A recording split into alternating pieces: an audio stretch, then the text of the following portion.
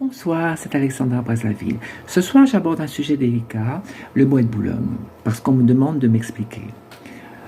Qu'est-ce qu'on trouve au bois de Boulogne? Des travestis, bien évidemment. Et non pas des transsexuels, parce qu'un transsexuel opéré ne fera pas un franc et n'intéresse personne. Donc on trouve des travestis qui offrent une prostitution fictive, fantasmée, qui est basée sur l'ambiguïté, c'est-à-dire des personnes avec une apparence féminine, mais qui offrent des rapports que l'on peut qualifier d'homosexuels. Il y a bien donc deux hommes en présence, dont un qui est féminin.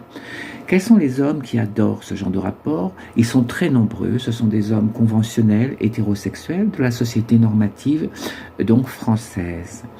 Ils viennent chercher auprès des travestis des rapports où la domination est inversée, c'est-à-dire que la pseudo-femme d'apparence va dominer ces hommes, voire les humilier. Et inversement, certains hommes souhaitent humilier des pseudo-femmes qui sont en réalité des hommes.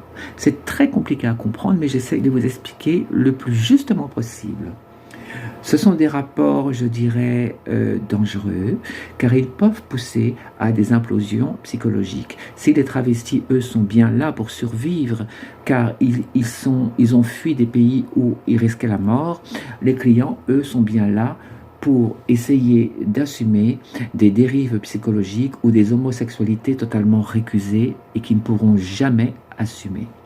Souvent, certains hommes, après avoir consommé ce type de rapport, implosent et ont des réactions extrêmement violentes. J'ai dû en séparer beaucoup de fois et même les réconforter car ils ont honte de ce qu'ils ont fait avant de rentrer chez eux. Ça arrive très très souvent.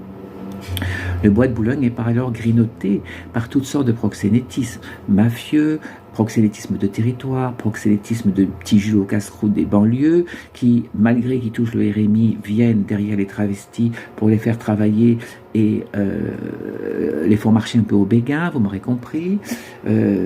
Proxénétisme lié à la drogue et proxénétisme lié à la sécurité rapprochée. Ce qui veut dire qu'un travesti, même s'il gagne 1 000 € par jour, il restera que 200 € dans la poche. Tout le reste est parti dans la poche de toutes sortes de petits malfrats qui vivent de ces trafics. Je voulais que vous compreniez ça, parce que c'est très très important à comprendre. On me pose souvent des questions là-dessus. Moi, mon rôle était d'endiguer l'explosion du sida et d'éviter que les travestis, je dirais, acceptent toutes sortes de rapports plus ignobles et sordides les uns que les autres, car ce sont des êtres humains que je devais protéger, et je devais aussi protéger les épouses de ces messieurs qui, elles, étaient à la maison, ne sachant pas ce que leur mari faisait et risquaient d'être contaminés. Voilà ce que je voulais vous dire ce soir. On reviendra sur ce sujet. Merci infiniment. C'est Alexandra Brazzaville.